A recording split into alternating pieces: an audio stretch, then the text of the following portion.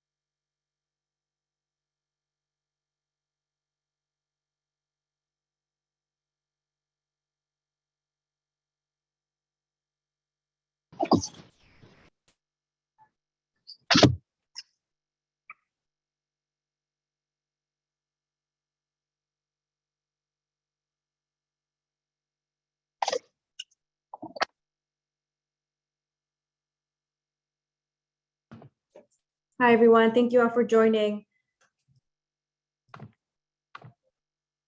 Welcome to Councilmember Joe Buscaino's Navigating City Contracting Opportunities. Please use Zoom's Q&A function to send your questions, and account manager is available to answer in real time. Today, we have Rick Casillas. Disclaimer. As the host of this meeting, Meriwether & Williams Insurance Services reserves the right to remove anyone participating or engaging in behavior that is either inappropriate or a distraction to the proceedings. Persons involved in such behavior will be immediately removed from this meeting and not allowed to rejoin.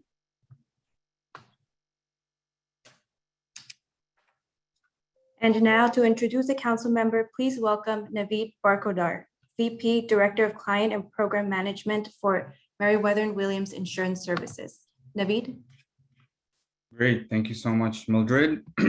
And good afternoon, and welcome to today's Navigating City Contracting Opportunities Council District Workshop in conjunction with Councilmember Joe Buscaino, of the 15th District, which we are very honored to have with us today as well. My name is Naveed Barkhordar, and I'm with Meriwether and Williams Insurance Services, and along with our outreach partners at 3D Networks, we administer the city's contractor development and bonding program.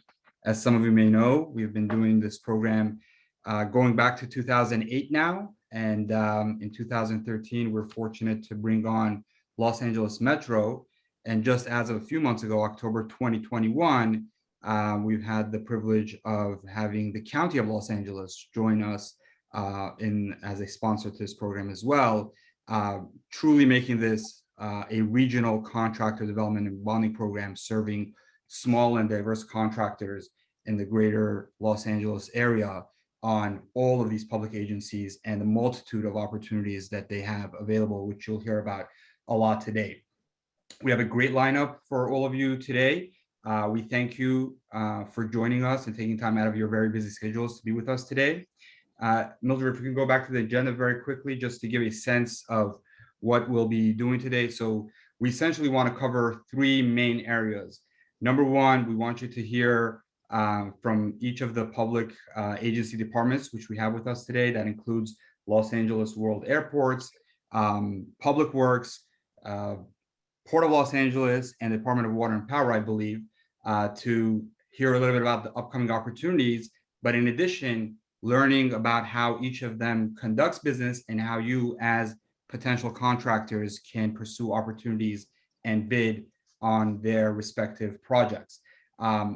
Most importantly, we want to obviously share with you the resources of the city's contractor development and bonding program, which offer a great deal of resources and supportive services at no cost to participating contractors to essentially help you grow your contracting potential, allow you to become more competitive in the public works arena, and at the end of the day, grow your businesses, which is our ultimate goal for each and every one of you. But first, we have the distinct honor of having the council member here with us today. So I'll go ahead and introduce our council member. Councilmember Joe Buscaino was elected in 2012 and quickly won the respect of his city council colleagues. Councilmember Buscaino represents the Los Angeles City Council's 15th district, which includes the communities of Harbor City, Harbor Gateway, San Pedro, Watts, and Wilmington, as well as the Port of Los Angeles. He serves as the chair of the city's Trade, Travel, and Tourism Committee since 2017. The committee oversees the Port of Los Angeles, the busiest container port in the United States. In 2019, Councilmember Buscaino was elected president of the National League of Cities, which represents more than 2,000 cities, towns, and villages across the country. No one is more committed to job creation than our Councilmember Buscaino. He believes that small and disadvantaged businesses are critical to a vibrant community. This is why he has taken the extra step today to connect you, the job creators, the opportunities to the city. Prior to his election, Buscaino served proudly as a police officer with the Los Angeles Police Department. Buscaino has lived in the 15th district his entire life and is a first-generation Italian-American whose parents emigrated from Italy over 40 years ago in pursuit of the American dream. Councilmember Buscaino graduated cum laude with a BA in communication from California State University, Dominguez Hills. He and his wife, Geraldine, a teacher in the LA Unified School District, are raising their two children in San Pedro. That being said, I would like to personally thank and welcome the popular Councilmember Buscaino, a leader and champion of the 15th District, for allowing us the opportunity to host this important webinar today to help educate you about the city's contractor development and bonding program. Please join me in welcoming the council member.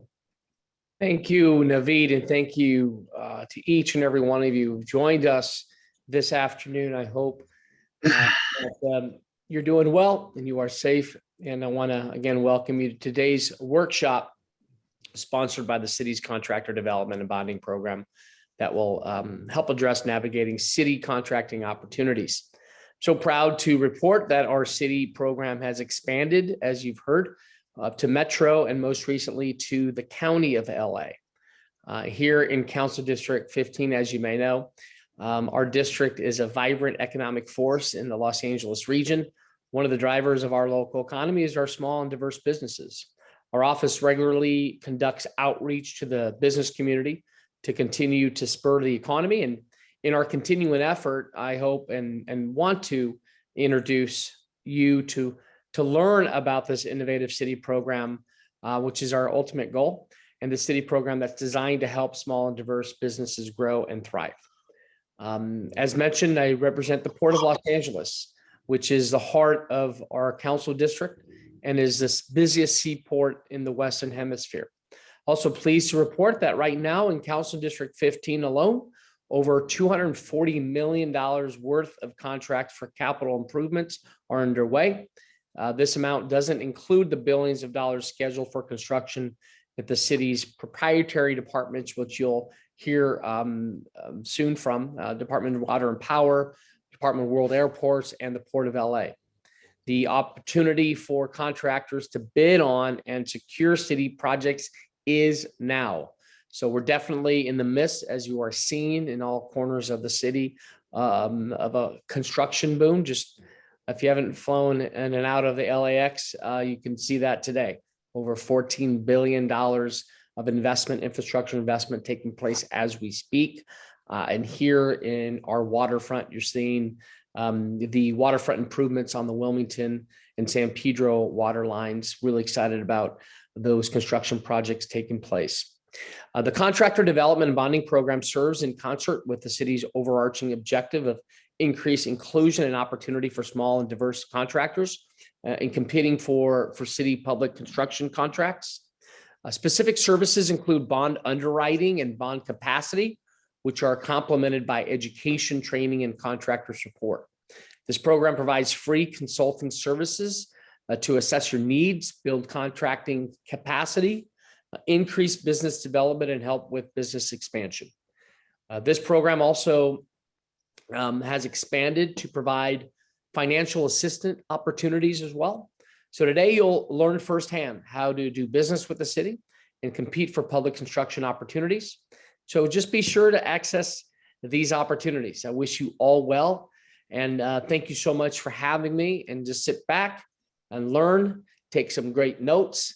And our ultimate goal is to make sure your business grows, and we're happy to help you in that process. So thanks again for having me. Thanks, Naveed. Absolutely. Thank you so much, Councilmember, for being with us today. Really appreciate it. Thank you.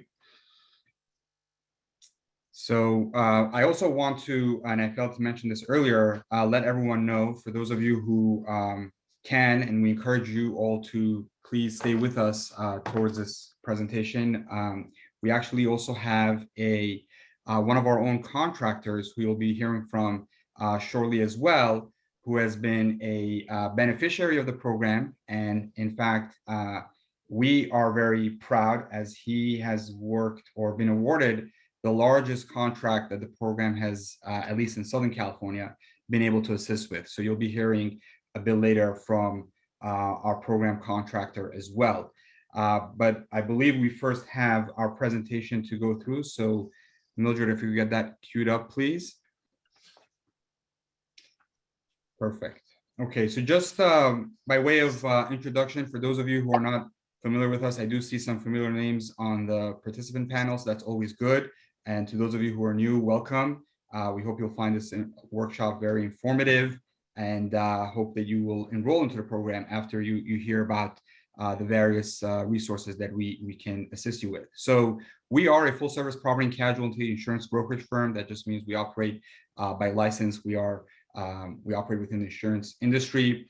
We do a lot in terms of consulting public agencies and large general contractors around public works infrastructure projects. But what we are most known for are our contractor bonding and technical assistance programs, which obviously you'll hear a little bit more throughout the presentation today. Those are some of our offices. And one of the final points that we like to share with all our participants is that we ourselves happen to be a small woman minority owned firm. And the reason why I share that is because, like many of you, we have encountered some of the challenges or obstacles in working with a large entity such as the city of Los Angeles, Metro, County, the airports. And so we very intentionally design our technical assistance services from a relatable mindset, and in fact, have our account managers actually guide each participant from that similar vantage point. Next slide, please. So at the outset, what our program really serves to do, as stated here via the mission statement, is to reduce the barriers of bonding capacity, enabling greater and successful participation of small, local, minority, women, and disabled veteran-owned businesses in public contract opportunities. Throughout the 25 plus years of doing this, we've come to coin the array of services that we provide under what we call the 4 pillars of contractor development, which the image to the right of that shares, and which I'll talk through in the coming slides a little bit about each. And I think we start with the next slide. We'll talk about the first one. Next slide, please. So before that, actually, and this slide is a good cue, just to give some context why this program even exists to begin with. So as you know, just for fundamental purposes, bonding is a critical component of public agency construction work.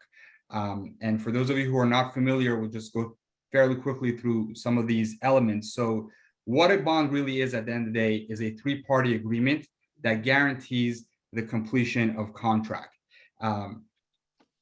Towards the right, you'll see why bonding is necessary. Essentially, this goes back to 1894, where the federal government basically said, anytime we as the government want to hire a contractor that's being funded by taxpayer dollars, in other words, dollars that you and I contribute to the system, we want to make sure we have a mechanism that protects us.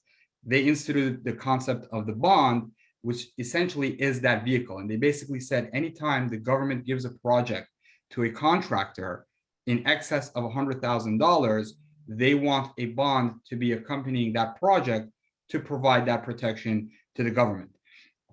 Throughout history, if you will, beyond 1935, when it was refined by Miller Act, many different state governments, local agencies, municipalities basically said, we want the same type of protection, but we're doing projects much less than $100,000. So they essentially adopted what are known as Little Miller Acts and essentially dropped that threshold. So for example, you have agencies like the Los Angeles Unified School District that will require a bond anytime a contractor is awarded a project in excess of $15,000. The city of Los Angeles, Metro and County are in the vicinity of about $25,000. So in other words, you have some different agencies that have lowered that threshold, but the concept is the same. They're requiring a bond because taxpayer dollars are funding these projects, and they want to protect those taxpayer dollars that you and I have contributed to the system. And as it says there, what the bond is essentially doing is it's ensuring that the owner, which could be a government agency, or in the case of subcontractors, which some of you here today may very well be, to your general contractor, or basically the person who is giving your entity the contract, it ensures that that owner, that person providing you the contract, receives a finished product at a negotiated price. It also ensures that your owner, or ensures for the owner, I should say, that all of your subcontractors and suppliers, vendors, etc., are being paid what they're supposed to be paid. Because the last thing a public agency or a general contractor working on a public agency project wants to deal with is one of your subs going and putting a stop notice, or basically saying, hey, your contractor didn't pay me. So the bond provides protection in that end as well. And then finally, and sometimes perhaps certainly in the case of small businesses, most importantly, it acts as a pre-qualification instrument. So you'll find many times, especially those of you who are subcontractors or smaller contractors working with larger contractors who have pre-qualification programs, they'll often say, hey, please go out and provide me, along with your pre-qualification package, a bondability letter demonstrating how much bonding capacity your company can qualify for. And essentially what that letter is doing is it demonstrates to that owner that you've gone out to the market, to the bonding market, I should say, and a bonding company has thoroughly evaluated your company and has determined that you as a contractor can essentially do a public works project up to a certain threshold as identified in that bondability letter. So that letter is a crucial instrument because it provides that guarantee to the public agency or to a general contractor that you're a qualified contractor. You've had a third-party bonding company vet you, go through your background, your capabilities, and essentially have that third party vouch for you in terms of how much bonding capacity you can take on.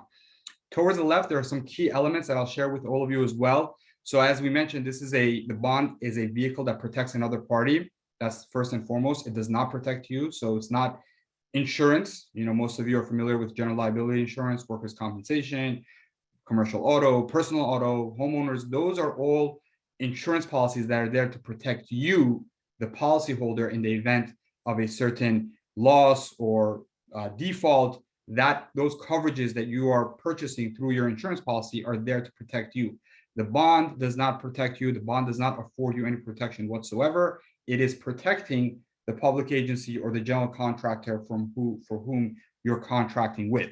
Because of that, you cannot purchase it. You have to qualify for it, which is the precursor to that bondability letter I just mentioned a few seconds ago. So a bonding company will actually do a thorough analysis to qualify how much bonding capacity your company can qualify for. In other words, you cannot, like you would with insurance, call an insurance agent or an insurance company and say, hey, I want $1 million of general liability.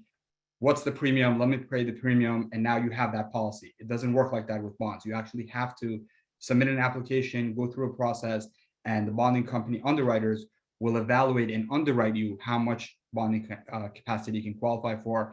And that all is because, like the last bullet says there, unlike insurance, no losses are expected, right? Again, the fundamental concept of the bond is it's providing a guarantee to the public agency saying that this contractor is qualified, is bondable, and will perform this work without any issues. So that, in a nutshell, is what bonds are about, why it's required. Next slide, please.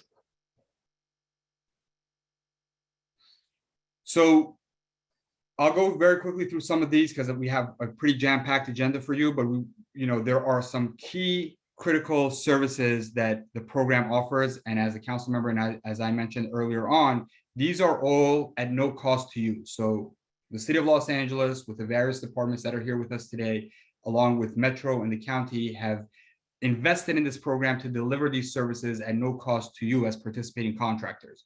First and foremost, we help you obtain or increase bond capacity, right? Understanding that bonding is a critical element of working on public works projects.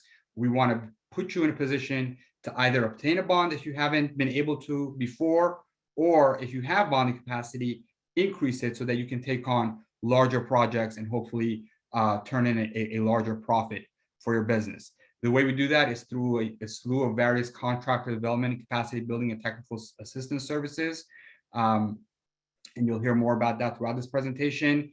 We do a lot by way of referring you first and foremost to referrals in case that may be your entry point. So in other words, let's just say we meet with a contractor and they need to become certified, right? Because that's the holy grail, and you hear a lot about certification.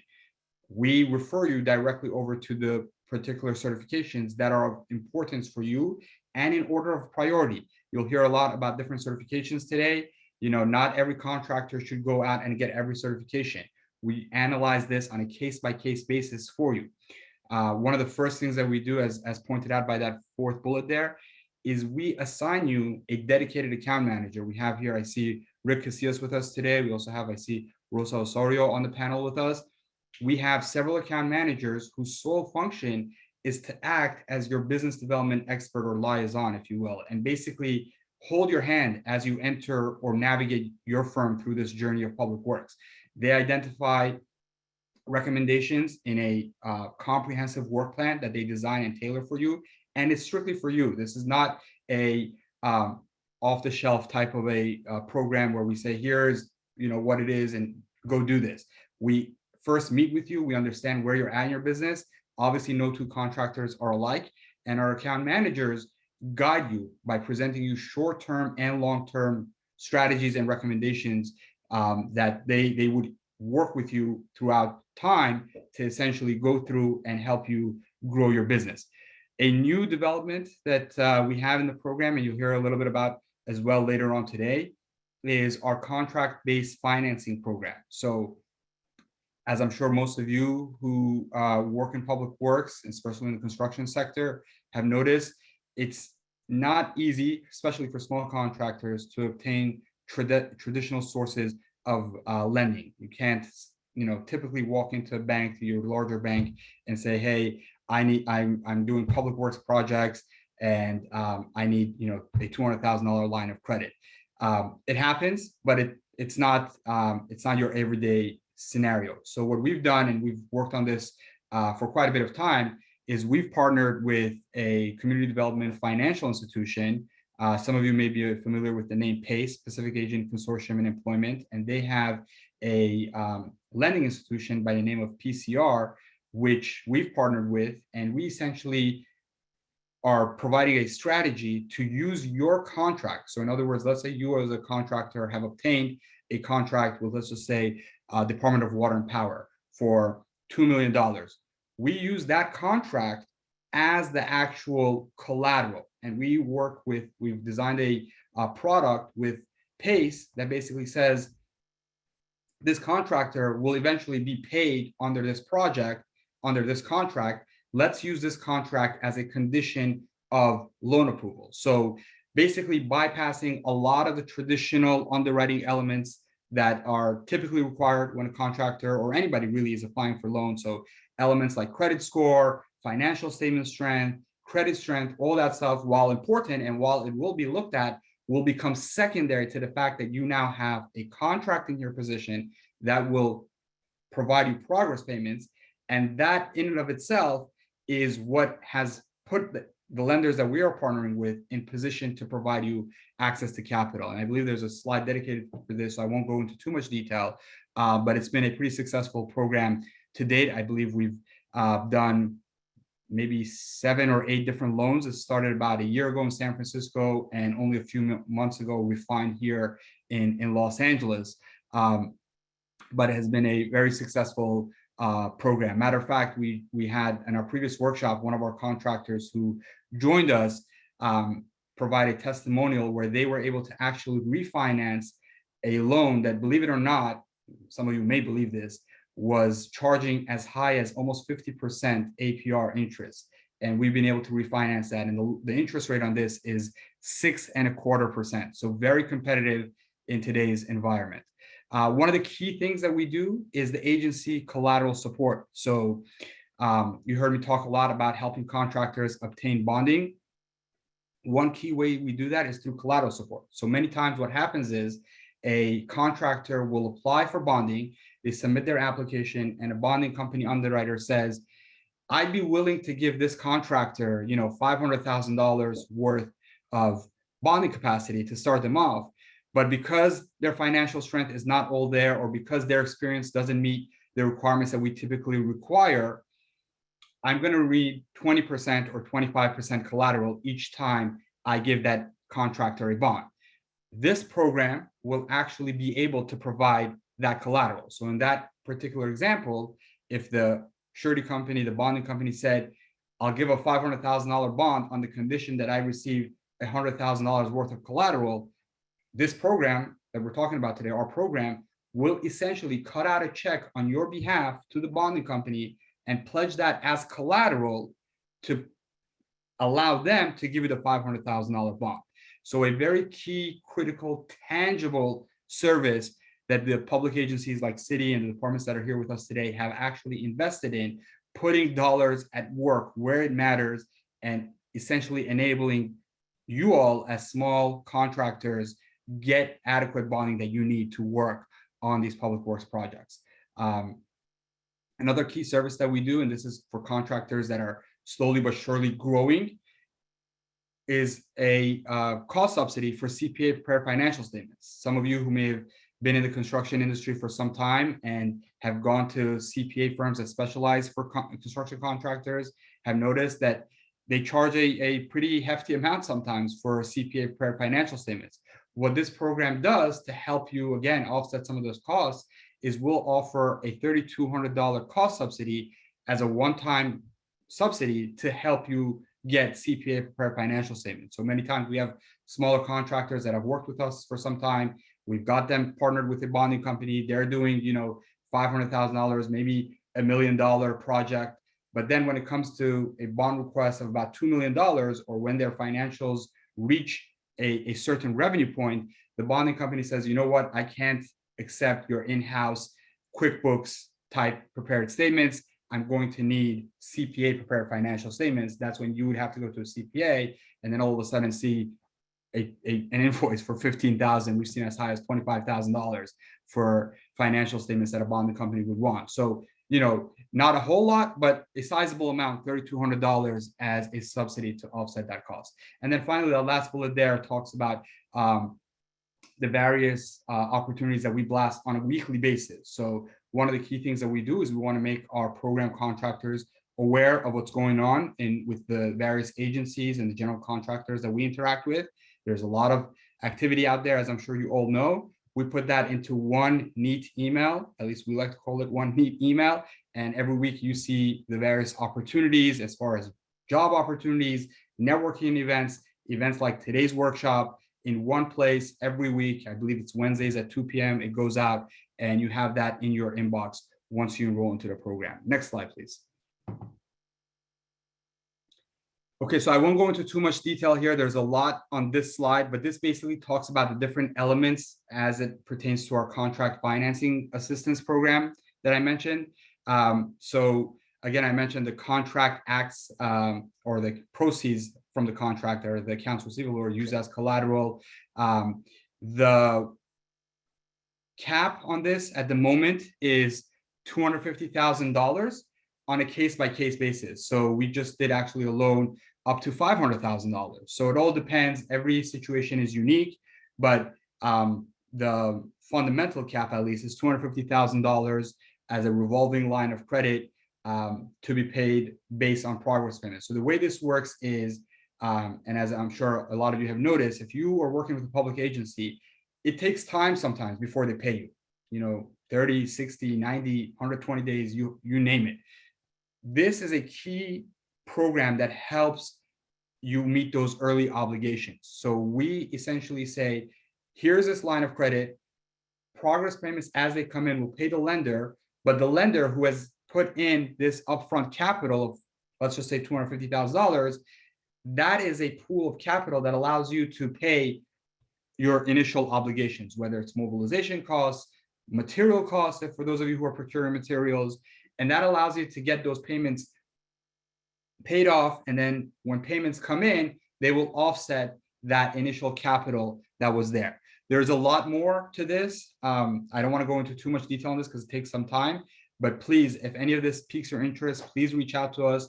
We have different workshops that are centered primarily around this contract-based finance program that we're now administering.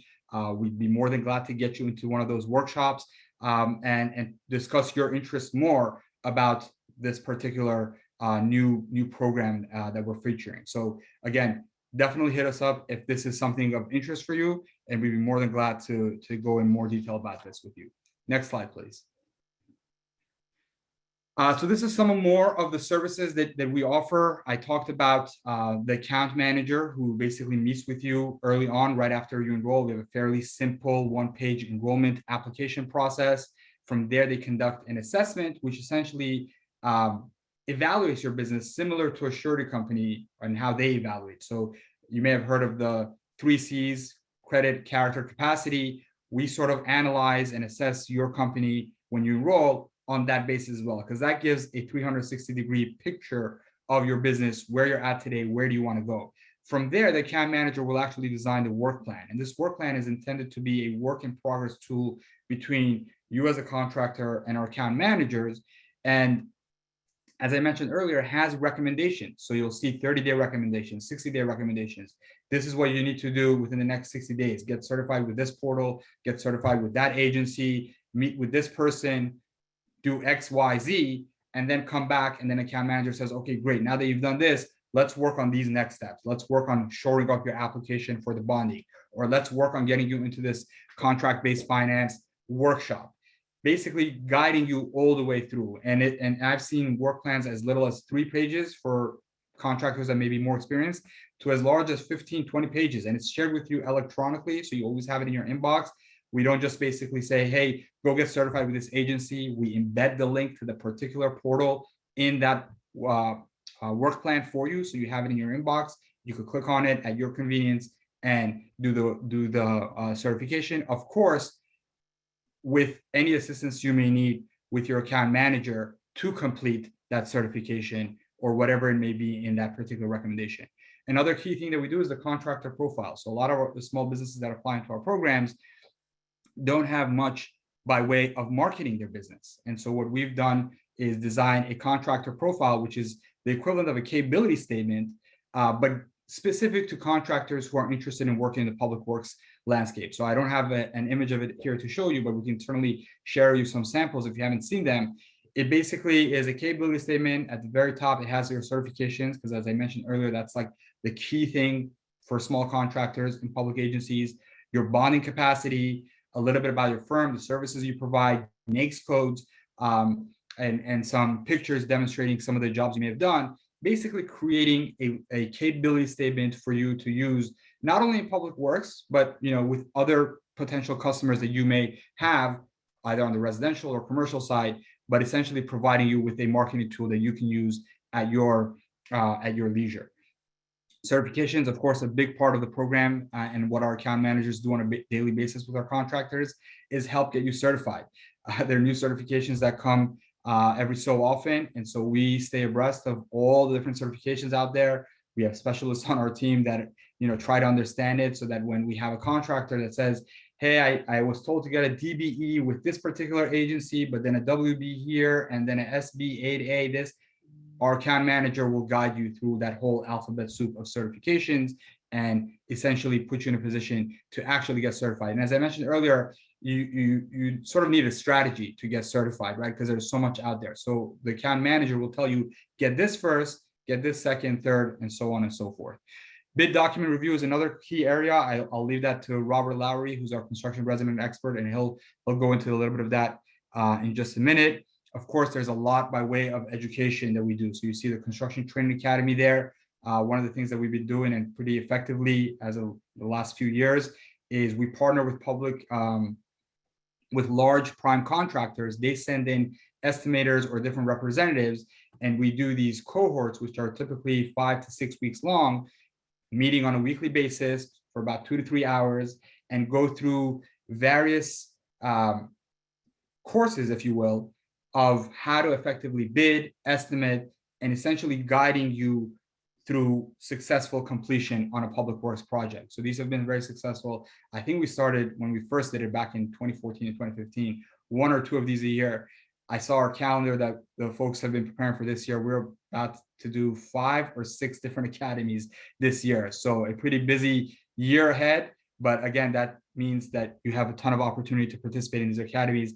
And it's a great way for you to meet key decision makers at these prime contracting firms and potentially engage in subcontracting opportunities with them, which is the final point on that slide, prime partnership. That's where we collaborate with these prime partners to be able to afford potential subcontracting opportunities and make those known to you. With that, I believe the next slide is where Robert picks it up, if I'm not mistaken. And in fact, it is. So Robert, I'm going to go ahead and turn this over to you. Good afternoon, everyone. My name is Robert Lowery. I'm the Field Support Project Manager for Merriweather & Williams, and I'm going to briefly go over some of our support that we do on field support. Next slide, please. So one of the things that we take a lot of time with the contractors once you enroll to the program is bid document review. And we have a little bit of disclaimer here is we review your documents and not your numbers.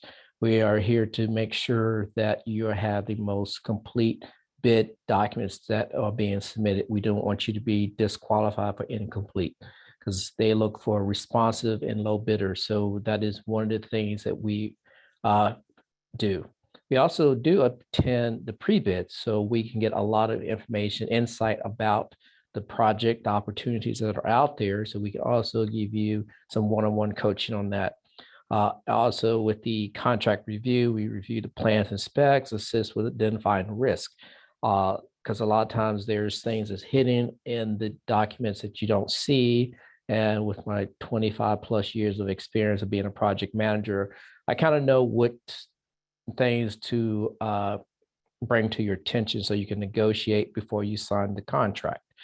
Terms and condition is one area where you need to spend a lot of time to understand what's going on. And the specs is another key area where some contractors fail or don't perform too well in those areas.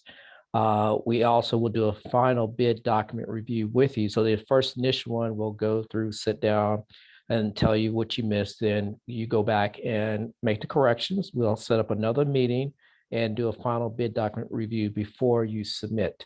We try to do this at least 3 or 4 days in advance. It's kind of hard to do this when you have to submit the next day. It doesn't give us enough time to catch some of the errors to help you prepare for it. And then after the bids have been submitted, we can also do a debrief. And you can also request that from the prime or the sponsor, depends on who it is, to help you coach you along to see the areas where you can improve for your next bid proposal. Next slide, please. So once you are on a job, we have a kickoff meeting. This is where we have the owner, yourself, or if you're the sub or the prime, or and if it's a collateral job, collateral job. So we would have the funds control administration on this. So everybody's on this kickoff meeting to understand the expectations and the roles. And then we have a job start checklist that I can sit down with you and go through to so you identify all the areas that you need to address on the job, not only in the field, but administration. That's the key thing, the back of the house, helping you grow your back of house. Then we also have monthly reports, like contract status report, principal status report. We collect these on a monthly basis as long as you're on the project to see the progress, what's going on, if there's any issues, any discrepancies between contractor and the principal, which is a subcontractor. And then we also get the funds control report. So we do that just to make sure that we're still progressing in anything you need help. Monthly check-ins, I'll personally call you or go in the field and see what's going on out there. If there's any potential risk, we can also help mitigate those, work with safety, and then change orders, construction schedule, billings. So there's a lot of service that we can provide to you to help you progress through here. Now that pandemic is starting to end, I'll be going back out into the field to do field visits, which is, a great for me to see hands-on exactly what's going on out there with you, the subs or the primes. And then we can also work with you on change order log review. Change orders is real critical because that is also a financial impact on your business. So making sure that you understand how to package change order requests, how to follow up, to track. It's a lot of things that can help you there because you want to be able to build these change orders on a monthly basis and not 2-3 months down the road when you've already completed the work. And the closeout, there is a lot of warranties, as-builts, all that needs to be put together. And then once we have that notice of completions, then we can start with the surety to release the bond and your collateral. So there is some of the items that we do, but if you want some additional information, please reach out to me. I believe this next slide, please. So here is how you can reach out to us, and I will turn it back over to Naveed. All right, thank you. Thank you, Robert. We're very excited to introduce a contractor enrolled in the Contractor Development and Bonding Program. Ernie Moreno is owner of Martin Construction and is here to share how the program has helped him in his journey to success. Please help me in welcoming Ernie Moreno. Can you guys hear me okay? Yes, sir. Yes. All right, sorry, I'm in my vehicle. We're in the middle of a foreman's meeting over here, but I'm squeezing it in. My name's Ernie Moreno. I'm the owner of Martin Construction. We specialize in concrete, anywhere from decorative concrete, sidewalk, curbs, gutters, basically anything concrete that's flat work, that's what we do. I've been the owner for about 3 years now. So when I became the owner, maybe about a year afterwards, we heard about a project with LAWA for LAX People Mover project. Because I was the new owner, we didn't have that trust with the bonding agencies or with the banks to be able to get the bonding for the size that this project required. The project was about a $10 million job.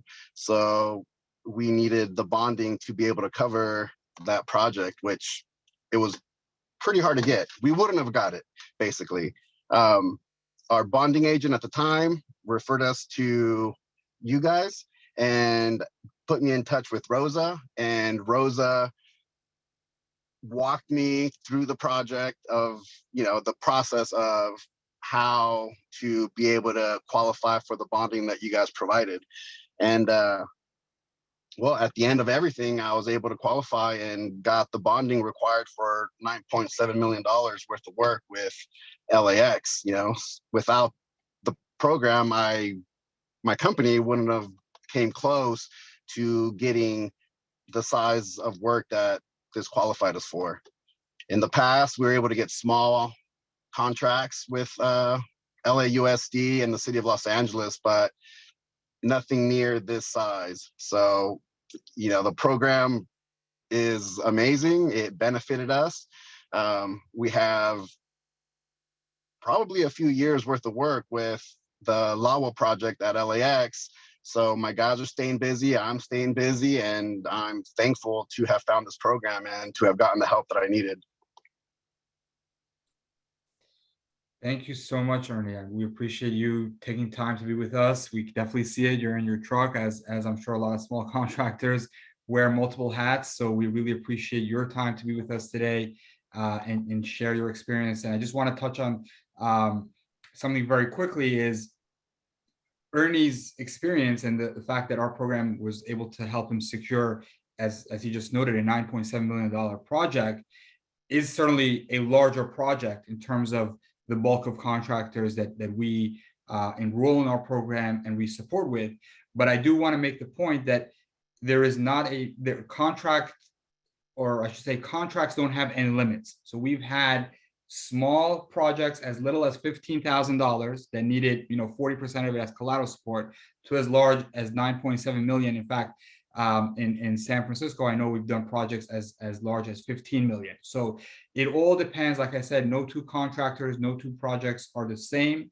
It all depends on what your unique position is, how your 3 C's shape up for a bonding company, and how much the program collateral can help you. The collateral does have limits. We offer $250,000 or 40% of the contract amount, whichever is less. That is in fact capped, but the contract size is not. And so we encourage you, if you come across a project and you can't obtain the bonding for, or a project size, your bid is higher than what you are trying to obtain, certainly feel free to reach out to us. We'll do whatever we can to help you actually get the bonding. And again, with that, Ernie, thank you so much for being with us and for sharing your experience. We really appreciate it. It speaks a lot louder from contractor like you as peers to participants today, hearing about their experience than it comes from our mouth. So we appreciate it. Thank you so much. Well, you're welcome, and thank you guys for the opportunity. My company wouldn't have been in this position without you guys. So we really appreciate it, all of us as a whole. So thank you. Absolutely. Thank you. Mildred, I want to turn this back over to you. Thank you, Naveed, and thank you, Ernie. And now for a poll question. Would you like to enroll in the program in order to receive free technical assistance and resources? I'll give the audience 30 seconds to respond.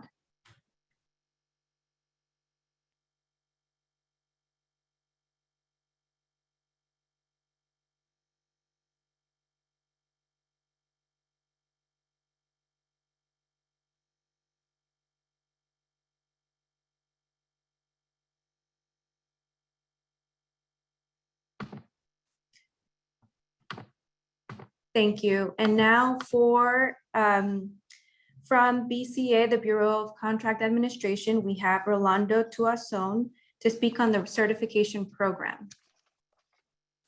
Rolando? Thank you. Yeah, thank you, Mildred.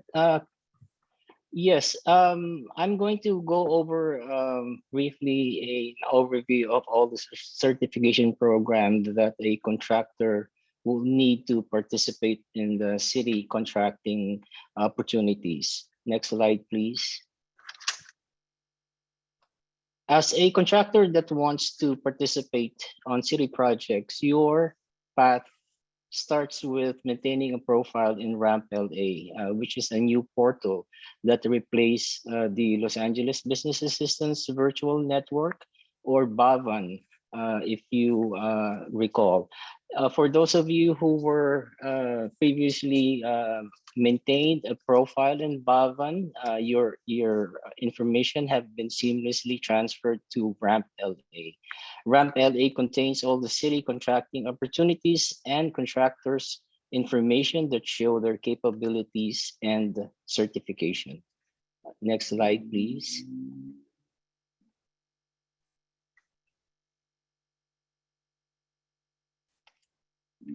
Some of our certifications, and I have to tell you that now we have a number of certifications, and it depends on which one you qualify for.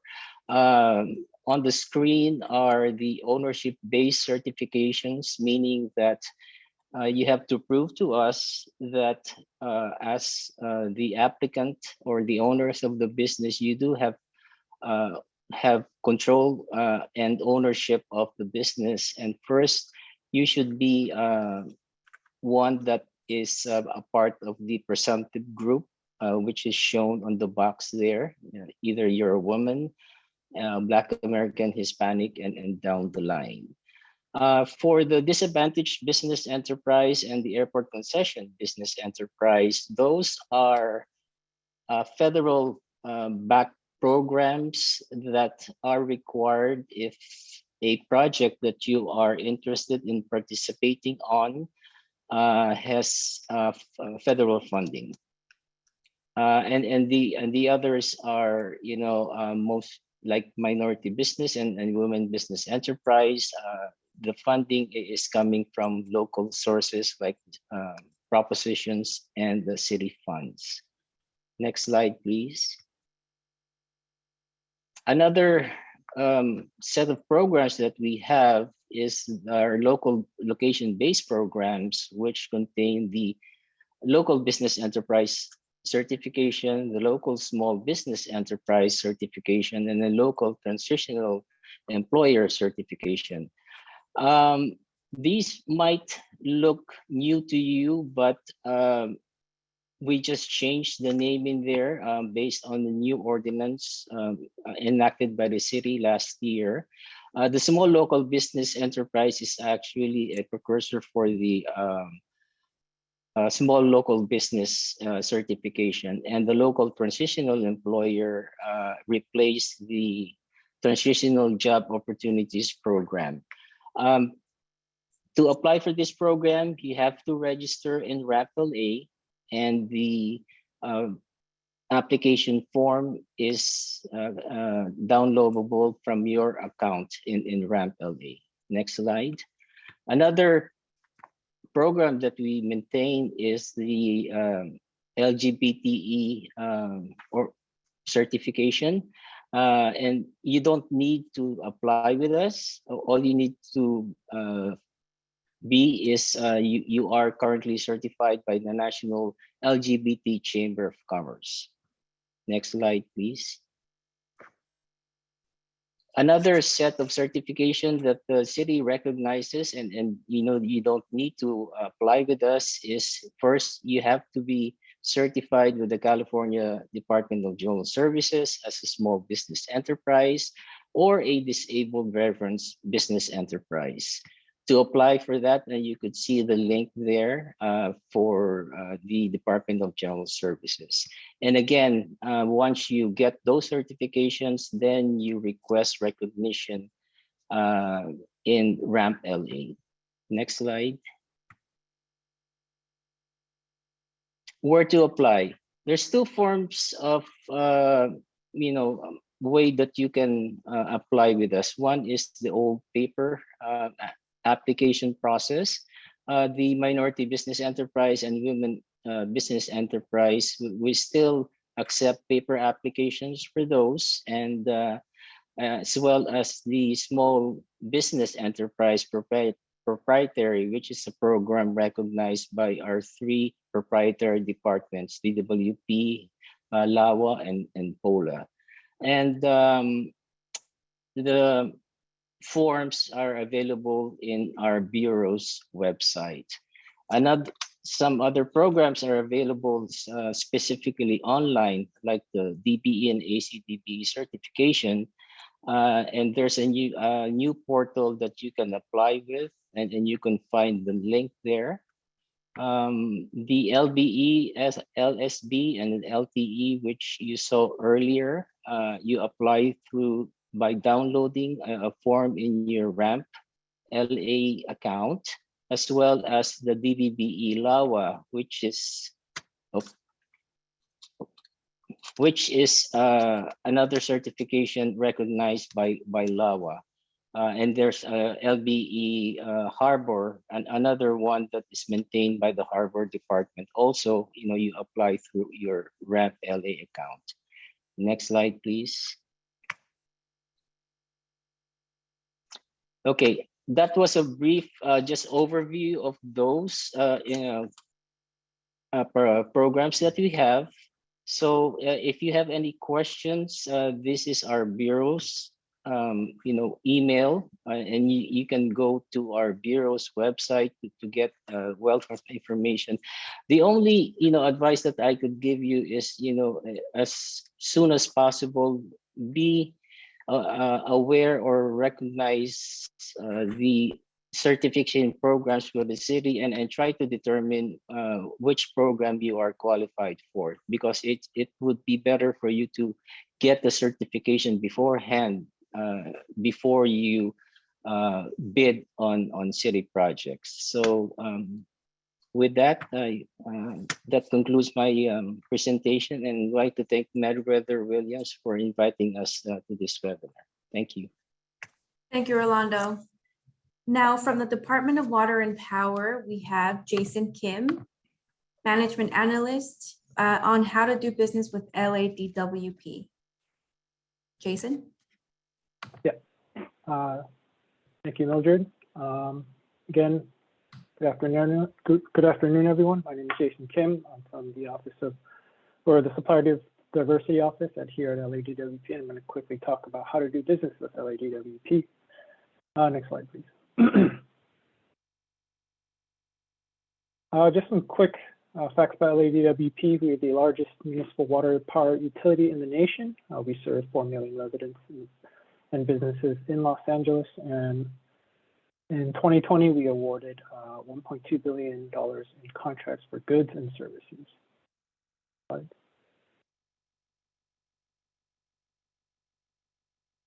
Next slide, please.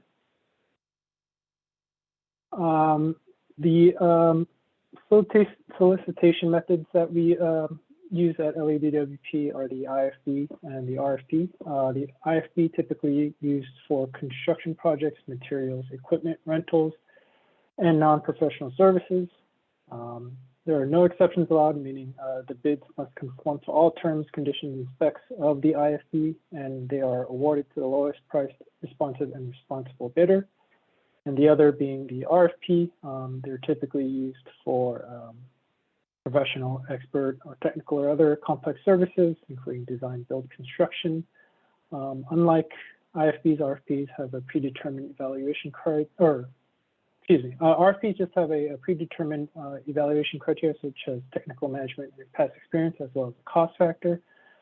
An exception may be allowed, and negotiations may take place. And they are awarded to the highest scoring proposer based on stated selection and evaluation criteria. So those are the main methods as to which we buy at LADWP. Next slide, please. Just like my colleague Rolando was mentioning, in order to participate in city contracts, LADWP contracts, the portal that we use can be found at www.rampla.org. Here, again, you can create a a profile, register.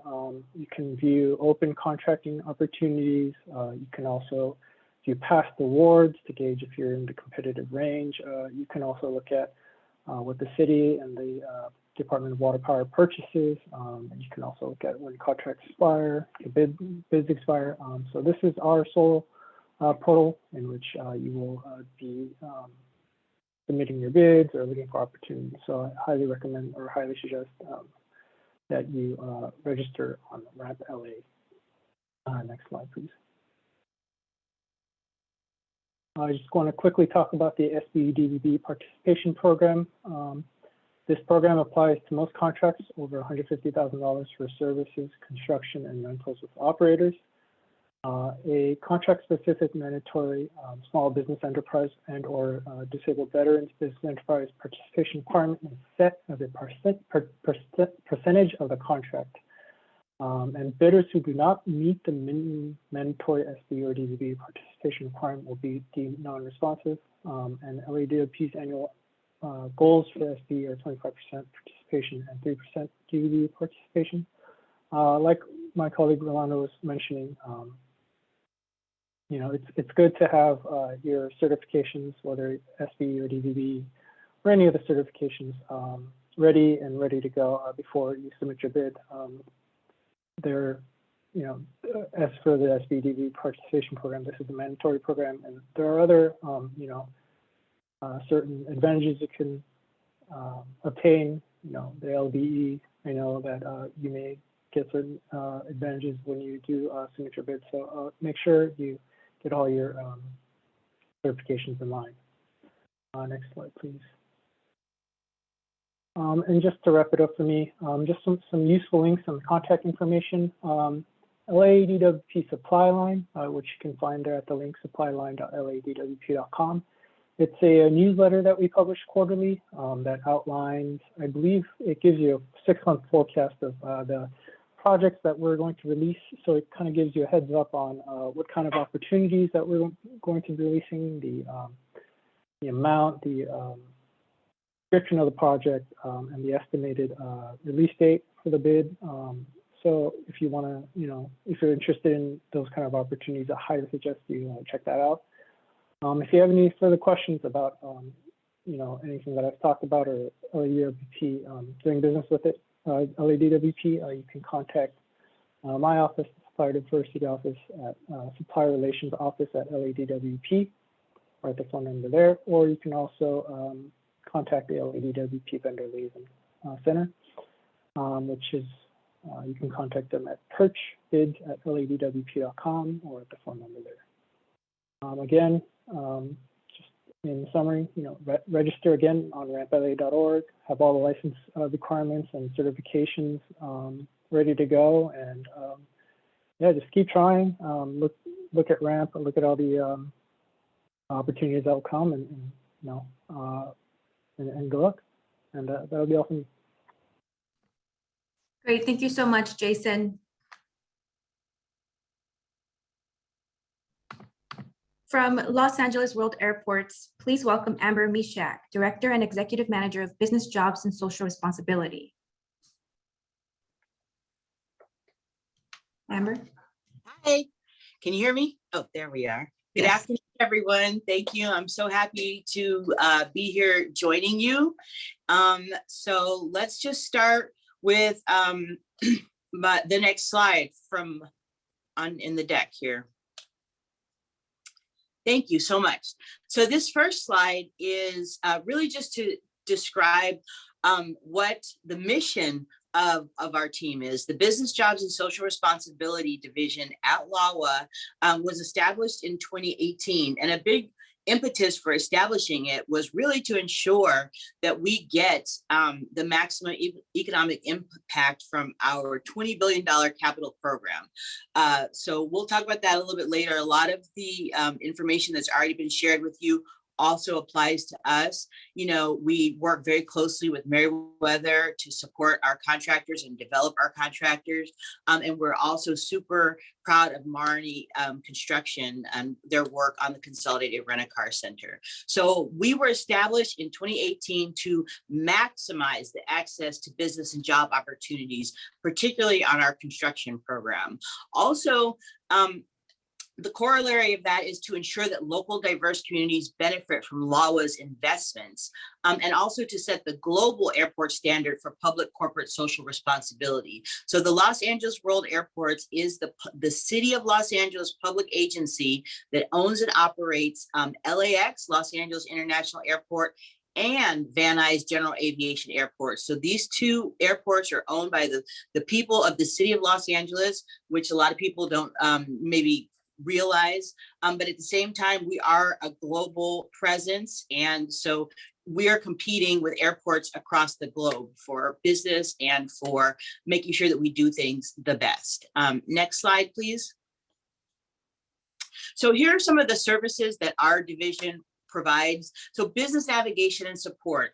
As Naveed mentioned, these big agencies are huge. There's a lot of bureaucracy. There's a lot of process that you need to understand. And so we exist to really help you navigate through the different divisions, the different processes, and just understand how our institution works.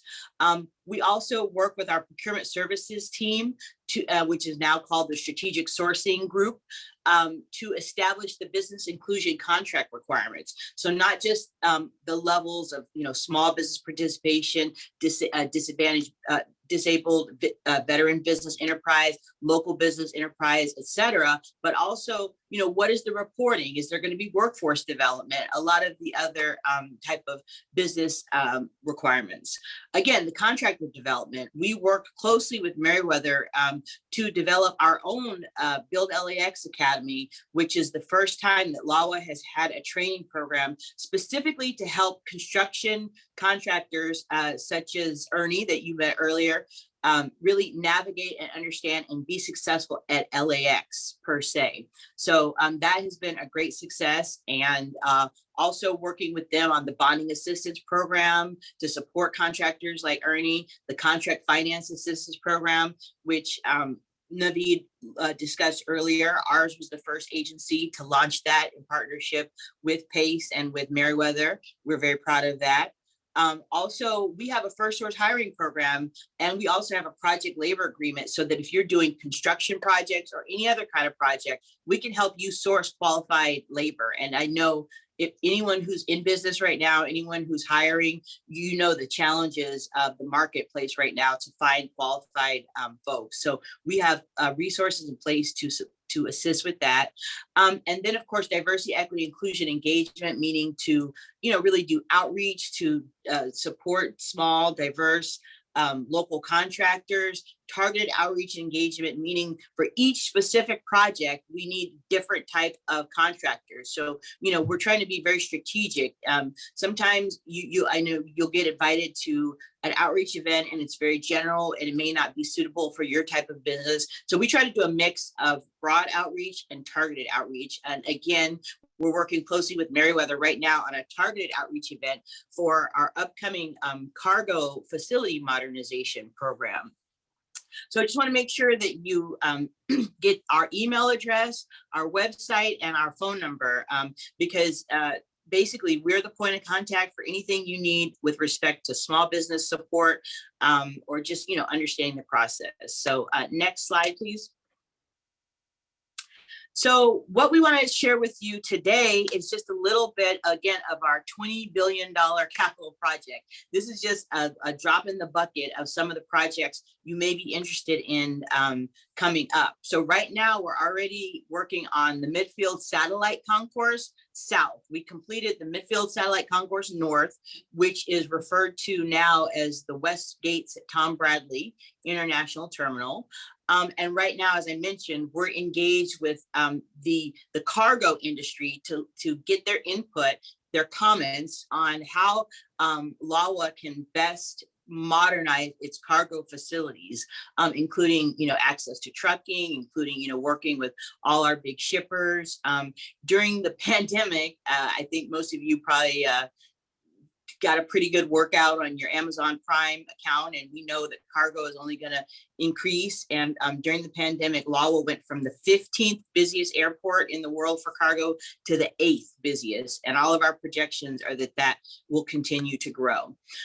Right now, if you go to RAMP, which several of my colleagues have already referred to, we have a project coming out for terminal mobile generators with the ATMP landside draft. So whenever at the airport, when we talk about landside, what we're talking about is roads, pretty much roadways and the utilities and things of that nature. And so ATMP, if you haven't noticed, the airport and the city in general are acronym happy. We love to use awkward initials. So ATMP stands for the Airfield and Terminal Modernization Program, which is going to be yet another about $5.5 billion phase of our construction program that's going to modernize just what it says, the airfields, the terminals, and all the roadway access to get to them. And then we, of course, as an airport, we still are having to constantly refurbish, update our taxiways and our runways. And those projects are typically going to be federally funded projects, or they'll have some federal money. So if you see a taxiway or a runway project at LAWA, chances are there's going to be a goal for disadvantaged business enterprise participation. Next slide, please. So again, if you go to RAMP, you'll see the ATMP, the next phase, not the landside phase, but other parts of the airfield and terminal modernization program will be coming up in mid-May. We have professional services, environmental services contract coming up in June. The BOP, which is the baggage optimization project, and that's phase 2. CTA stands for Central Terminal Area, so that'll be a landscaping contract. And then as needed construction. This is a great opportunity for construction companies of different sizes to get a foot in the door at the airport. And again, more runway, airfield refurbishments going on in June and July. So keep an eye out for those. Next slide, please. So what I want to close with is just some general knowledge and advice that really, I think, reinforces and is consistent with everything that you've heard so far. So know your agency, right? So DWP is part of the city, but they do things differently than we do. Public Works, Metro, each of these agencies has different priorities, different certifications that they accept, and different ways of doing business. So it's very important that you do your research and understand the opportunities and priorities that are presented by each agency, as well as the administrative requirements. As I think it was Naveed mentioned, or maybe Robert, like some of these requirements can really get you if you're not very proactive about understanding them.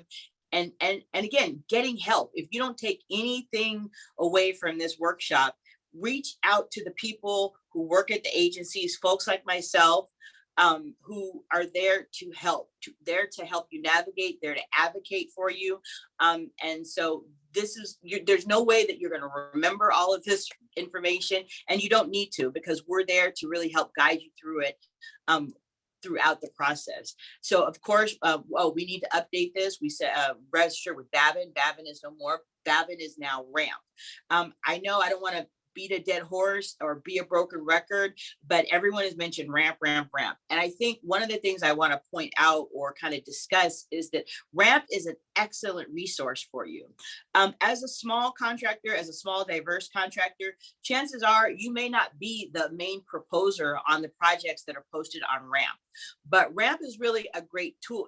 A lot of these projects, you're more likely going to be a subcontractor, like Marnie. Like if they saw the Consolidated Rent-A-Car RFP when it was posted back in 2018 or whatever have you, they wouldn't be a proposer on that big project. But seeing it, knowing what kind of teams are out there going for that project, that's a form of doing research so that you understand who goes for what. You can do your own research and outreach to become a part of these teams, right? A lot of times, by the time something is posted on Ramp, the teams have already been forming, the relationships have already been forming. So what you're going to use Ramp for a lot is, of course, to get your name out there and your qualifications out there, but also to kind of understand the ebb and flow of how these projects work, who typically goes for what kinds of projects, what kinds of contracts, and then using that to guide your efforts offline, right? To make yourself useful and known to people who are going for these big contracts as maybe the prime contractor or a joint venture. I also want to emphasize stay ready, right? As earlier was mentioned, I think it was the gentleman from DWP mentioned you want to keep your certifications up to date, keep them fresh. I mean, but that's just the tip of the iceberg. I mean, being ready means focusing on your business, right? Doing one thing and doing it well. A lot of times we'll see small businesses try to do too much or try to expand too quickly, and then they're not able to deliver. It's much better to bite off what you can chew and do it great, because at the end of the day, contractors are looking for you to solve a problem for them, obviously not to create more problems. And so what you're also going to do is build your capacity. Look for training and mentorship opportunities. Look for Build LAX. Look for, the Contractor Development Program. Look for all of these different agencies, and many of the prime big, general contractors offer training opportunities. And not only are you going to learn about each of these agencies and the way that they do business by participating, but you're going to really be networking. Again, understanding your finances. You have to stay ready so that you know that, for Marty's sake, when they knew that they wanted to go for this $10 million concrete flat work contract, they knew that, there might be some gaps. So they were able to, quickly move and get the resources that they needed to fill in those gaps. So, but you need to understand, what bonding, where you're at or where you may need to be, what your cash flow is, where you may need to augment that, what the insurance requirements are, right? A lot of this is really going to be about strong risk management. Of course, networking is not just people who might, use you as a subcontractor, but also your peers, right? Your peers are going to share information with you. You may be able to pair up with somebody at your level to handle a piece of work jointly that you couldn't handle alone. And again, LAWA has a project labor agreement to ensure 30% local hire on all of our construction projects. And a lot of times small businesses, disadvantaged businesses, they see the project labor agreement as like a huge barrier or burden. But actually, once you understand how to utilize it, you can use it to your advantage to, mobilize and deploy construction labor quickly without having to necessarily carry a bunch of overhead. So these are things that, we're going to walk you through. And once you know how to navigate a project labor agreement, you're going to be much stronger working at most public agencies that will have some sort of a local hire or project labor agreement for you to adhere to. And pretty much all the major, even the private sector projects in Los Angeles, a lot of them have project labor agreements. So again, knowing your customer, most of the time, you're going to be not contracted directly with the agency. You're going to be a subcontractor or a subcontractor of a subcontractor. So know what it is that the person you're contracting or the company, the organization you're contracting with, know their expectations, know how they handle payments and, disputes and, what requirements that they're having to meet on behalf of the owner. And so definitely read all that contract language. Don't, if there's one thing we're going to say, it's like definitely take advantage of all the technical assistance that, we can provide through the city, through workshops like this, through the Contractor Development and Bonding Assistance Program.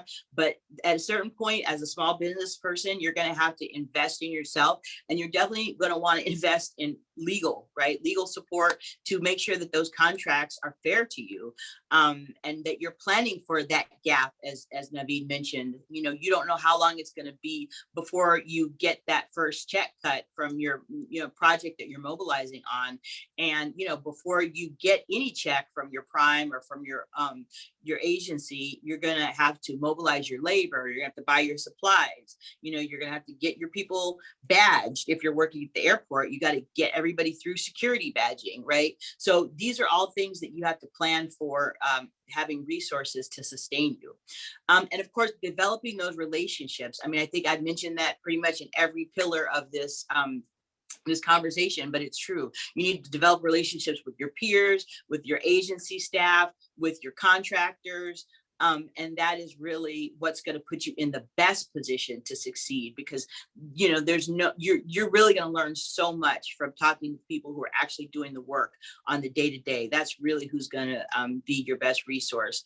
And at the end of the day, we're here to make money. You're here to make money. So be careful about your bid, right? This bidding and estimating course that is offered through the Contractor Development Program is so important, because you want to be competitive, but you don't want to drive yourself out of business, right? A lot of times small companies they're hungry for opportunity. They want to get their foot in the door, but you really want to be careful about that. And so these are just, again, just a few words of wisdom that we like to share. But at the end of the day, I want to just, again, reiterate, we're here to support. Next slide, please.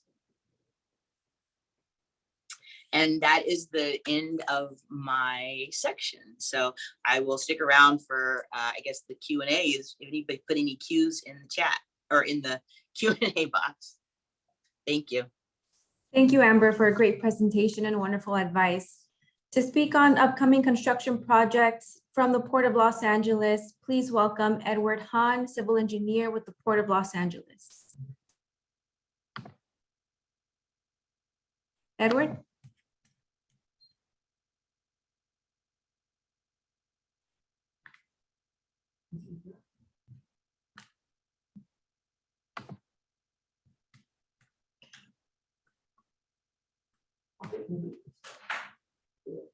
That's okay. Unfortunately, it seems like Edward is not on this call, but as you can see, we have upcoming projects for the Port of Los Angeles. A few of them are Front Street beautification. We have the Port of Los Angeles, excuse me, has harbor admin building, HVAC replacement, and a wharf reconstruction and the wharf restoration. I will send these slides out to the audience in a thank you email, and you'll receive all of the links that are provided by Edward.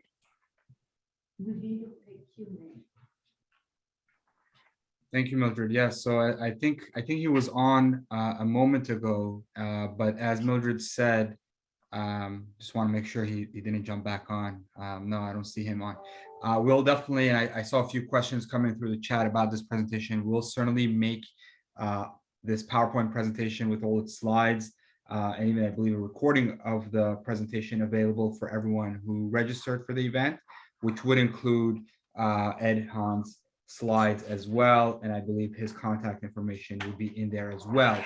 But certainly, if any projects are at the port that piques your interest or you're interested in and you'd like to learn more about, you could always feel free to reach out to us, and we'd be more than glad to sort of navigate and walk you through that as well. Mildred, I think we're coming towards the end, if I'm not mistaken. Yes, we're coming towards the end. We have a few poll questions before the closing remarks. Okay.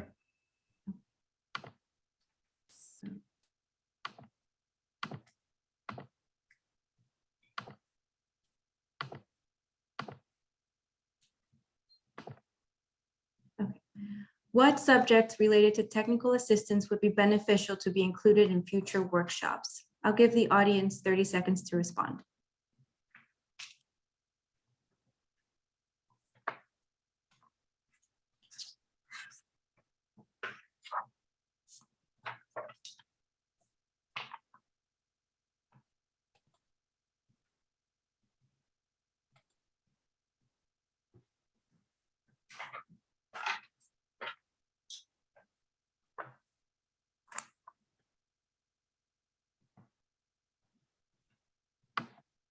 Thank you all. And now for the third and last question.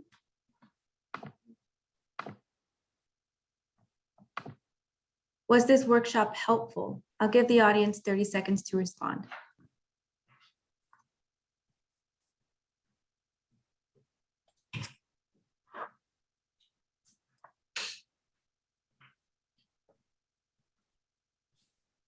Thank you all for participating. And now for closing remarks, please welcome back Naveed Barkhordar. Thank you, Mildred. Thank you for the questions and for guiding us through today's workshop. I really want to first just thank all of you for taking time out of your busy schedules to be with us today, and certainly want to extend our appreciation to Councilmember Buscaino for being with us this afternoon and for welcoming all of us to this Council District workshop. And certainly a huge thank you goes out to our partners with the various departments. I want to thank Rolando Tuasan with the Certification Outreach Regulations Enforcement Unit. It sounds like there's a new title to that department with the Bureau of Contract Administration. Thank you, Rolando, for being with us today. Certainly Jason Kim, Management Analyst, Department of Water and Power.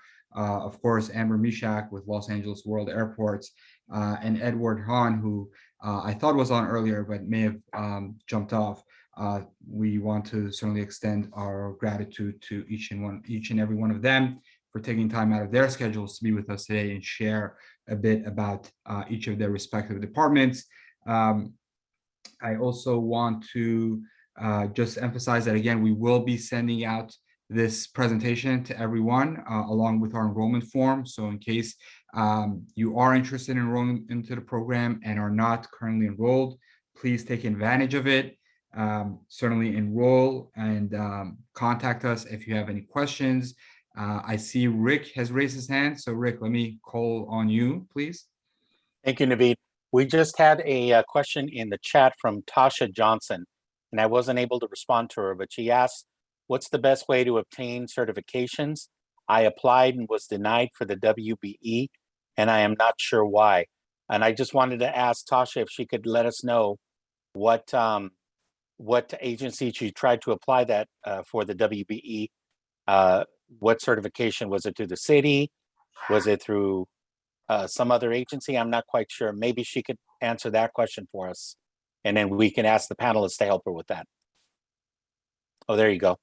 She said through the city for a nonprofit. So maybe Rolando, maybe you can help her with that. Yes, Tasha, I'm not familiar with your case, but if we did deny you, and we would have told you the reason why, but I would suggest to you to give us an email at bca.certifications@lacity.org.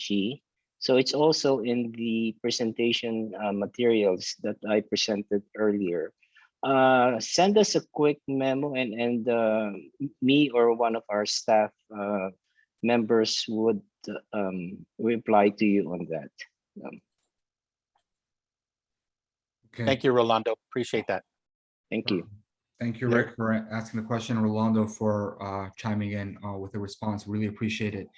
So as you can see, we're all here to help out. So we work very closely with the city, with our counterparts, and we'll try to get responses. Sometimes we may not know right off the hand. Obviously, every case is different, as I mentioned earlier, but certainly reach out to ourselves, the city, and we definitely do our best to try to get an adequate response for you. With that, I want to, last but not least, thank our outreach partners, 3D Networks, Ann D'Amato, Mildred, Vivian and her team, everyone, Alex Rucker, everyone who's here to put this event on together. It takes a lot of work to do these types of council district workshops, albeit in a virtual environment. Hopefully soon we'll be doing these in person. So again, thank you to our outreach partners and to our staff, Rick, Rosa, Robert, Lakeisha, and all the folks that are here with us today. And again, last but not least, thank you all for your time with us. And it's just around 5 o'clock, so I think we'll go ahead and end the meeting. And we wish you a great evening. Stay safe out there. And till next time, thank you again for joining us.